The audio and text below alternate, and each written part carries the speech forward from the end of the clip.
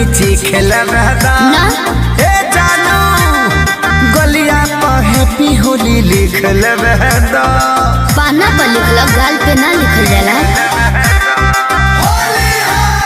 हाँ हाँ फगुआ हम ठलाही तनी खेलबेदा गलिया पर हैप्पी होली लिख लेबेदा।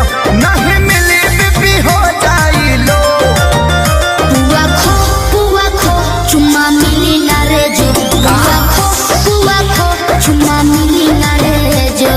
और कुछ ना ना रे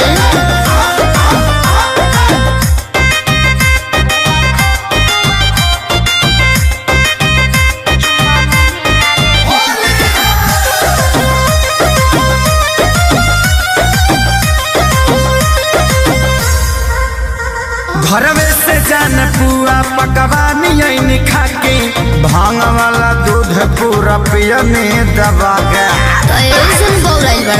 बारो नशा में कबे बघाई दूर तनी हटो ना बहबा नहीं। खेता तारू जैसे गो करो ना गो पुआ खो चुम्मा मिली ना रे जो। पुआ खो चुम्मा मिली ना रे जो।